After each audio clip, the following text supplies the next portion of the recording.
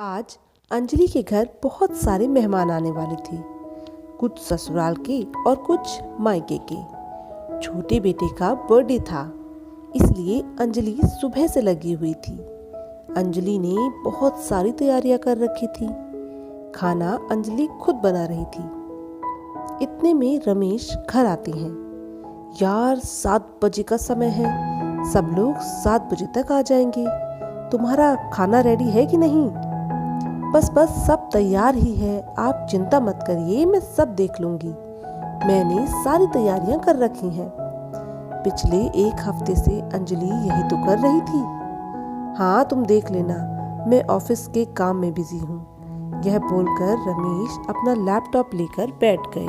7 बजे और सब लोगों ने आना शुरू कर दिया। अंजलि ने बड़े प्यार से सबको खाना खिलाया। अकेले अंजलि कभी इधर जाती, कभी उधर जाती, पर किसी को किसी चीज की कमी नहीं महसूस हो पाती।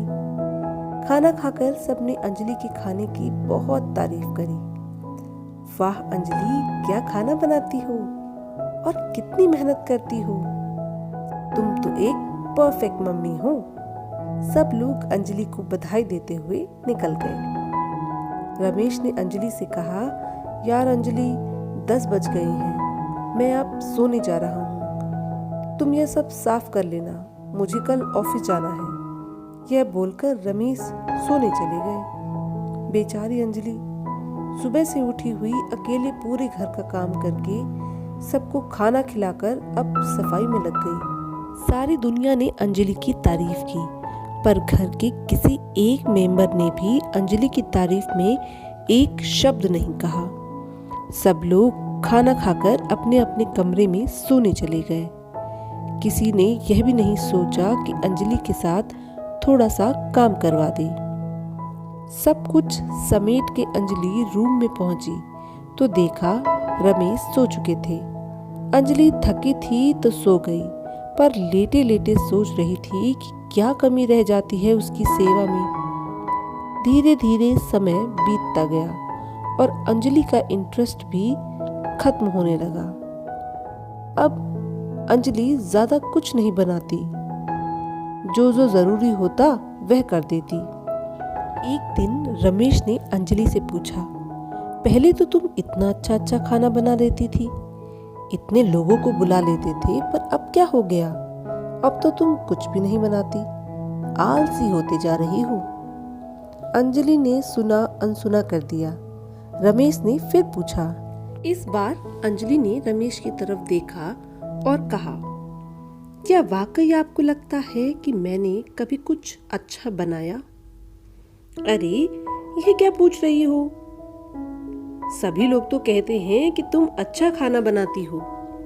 नहीं, आप बताइए, आपको कभी लगा?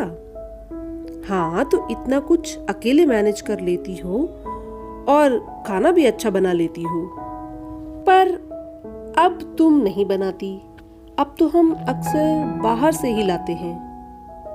अब मैं इसलिए नहीं बनाती क्योंकि मुझे लगा कि मेरे खाने में या मेरी मेहनत में कुछ कमी है जो शायद आप लोगों को पसंद नहीं। पर तुम्हें ऐसा क्यों लगा? क्योंकि कभी आपने मेरी तारीफ में एक शब्द नहीं कहा, कभी मेरे साथ बैठकर मेरी मदद नहीं करी, तो मेरा वह इंटरेस्ट खत्म हो गया। आप प्यार से एक बार कह देते कि अंजलि, आज तुमने बहुत अच्छा खाना बनाया है, तो शायद मेरा इंटरेस्ट दोगुना हो जाता। शादी के 8 साल बीत गए। बताइए, कब आपने कहा या कब आपने मेरी तारीफ की? आपने क्या, घर के किसी भी सदस्य ने? रमेश अंजलि की बातें सुनकर सोचने लगा। सही तो कह रही थी अंजलि। रमेश ने तो कभी जरूरत ही नहीं समझी थी कि अंजलि को कुछ कहे। उसे तो लगा कि यह तो अंजलि का रोज का काम है। आज उसे एहसास हुआ कि एक तारीफ का शब्द कितना जरूरी होता है। उसने अंजलि से कहा, अंजलि, मुझे माफ कर दो। दिल से मैं तुम्हें जानता था कि तुम सब कुछ अकेले मैनेज करती हो, अच्छा बना लेती हो, लेकिन मैंने कभी तुमसे कहा नहीं, पर आज मैं तुमसे कहता हूँ कि जब सब लोग तुम्हारी तारीफ करते हैं तो मुझे बहुत अच्छा लगता है और वाकई में तुम एक परफेक्ट वाइफ हो। 8 सालों में ये पहली बार था जो रमेश ने उससे कुछ कहा था। उसकी तारीफ से अंजलि मुस्कुरा दी और कमरे के अंदर जाने लगी। रमेश ने पूछा, तो आज खाने में क्या बना रही हो? अंजलि ने हंसते हुए कहा, टिंडे की सब्जी, और दोनों हंसते रहे। तो दोस्तों, हमारे घरों में जिंदगी बहुत छोटी छोटी खुशियों से जुड़ी होती है।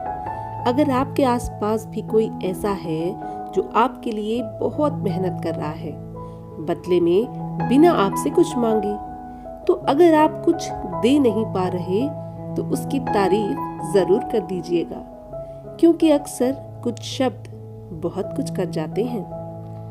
दोस्तों, अगर आपको हमारे चैनल पर अपलोड हुई कहानियाँ पसंद आती हैं तो हमारे चैनल को सब्सक्राइब कीजिए। अगर आपके पास कोई ऐसी कहानी है तो हमें कमेंट करके ज़रूर बताइए। इस कहानी को देखने के लिए आपका धन्यवाद।